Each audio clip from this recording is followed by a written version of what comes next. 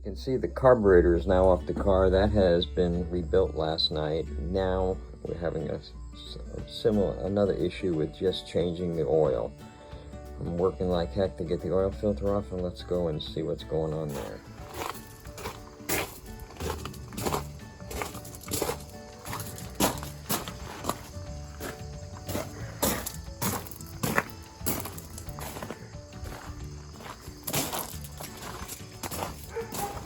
Yep, and here's the oil filter from hell. I've already mutilated it. Been working on it about 20 minutes, and see whatever I can do to get this darn filter off the car that's been sitting on the car for gosh knows how long. We kind of estimated if it got oil changes every 6,000 miles like it would years ago, this is probably the third oil filter. So it's been on here a while.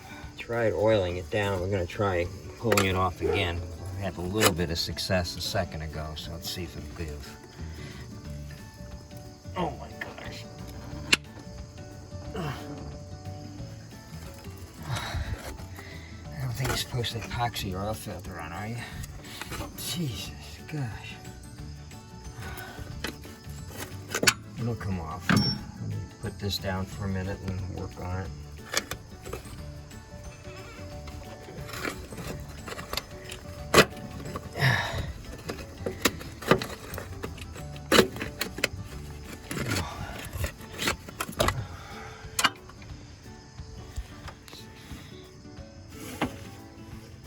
These 6 cylinders, you can usually reach the drain plug from up above, but I don't see it real good right now, so I'm going to get underneath, find a wrench, and proceed from there.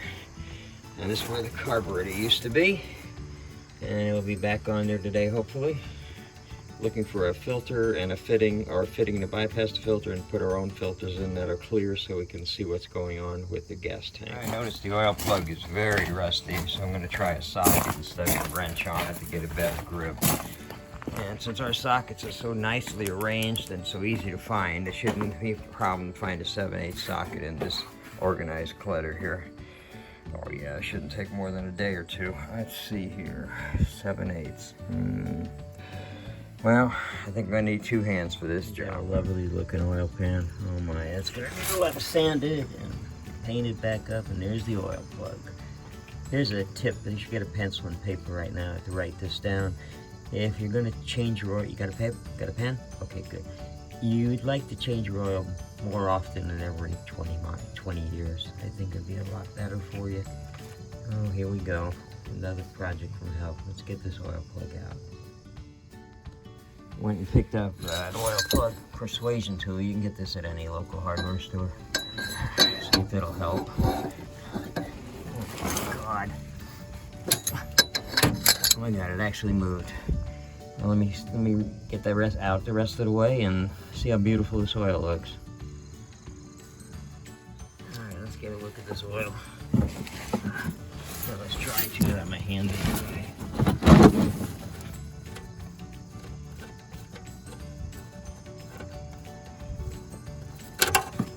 Oh, isn't that nice?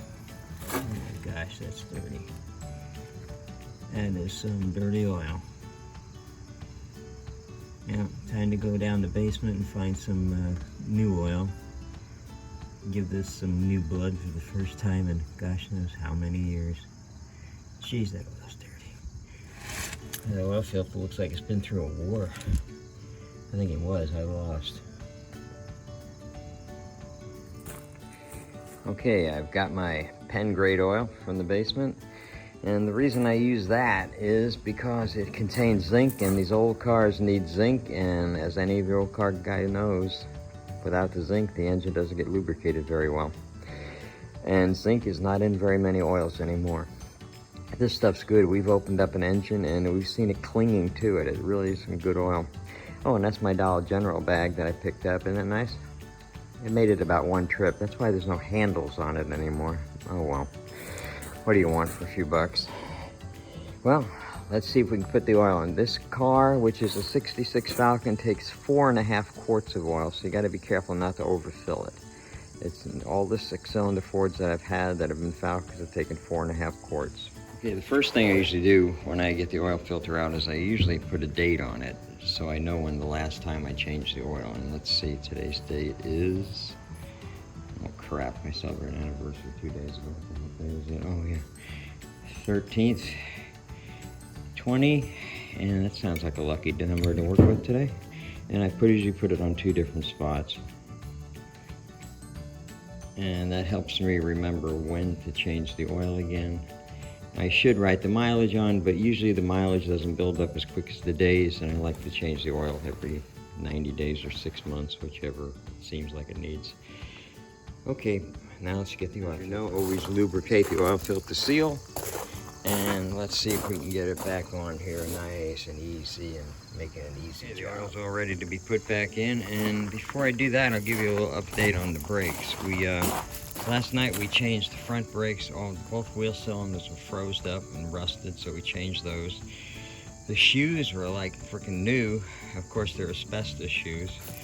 And the gas tank's back in the trunk.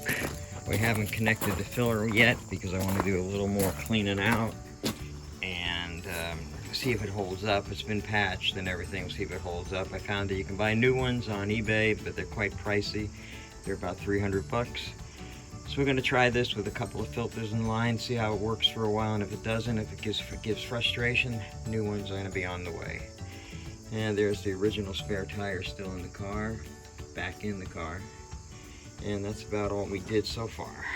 So let's get the oil back in the car and maybe today do the back brakes. Who knows? See what today brings. I usually put the half a quart in first because it's the hardest to measure, which you already did, and put this oil in. I know the oil looks dirty as the oil that came out, but it's a green tinted oil, and you can tell when it's on the parts in the engine. Pretty easy to spot. So we just got 3 more quarts to go, and then the oil is changed. I forgot to add that we're going to be getting a new filter here for the crankcase filter, and I did put some oil in the filter before I put the filter on. So those of you who wondered why I didn't, I did. And well, let's hope this will be on the road one of these days. Hoping for October. Well, we'll see. We didn't say which October now, remember.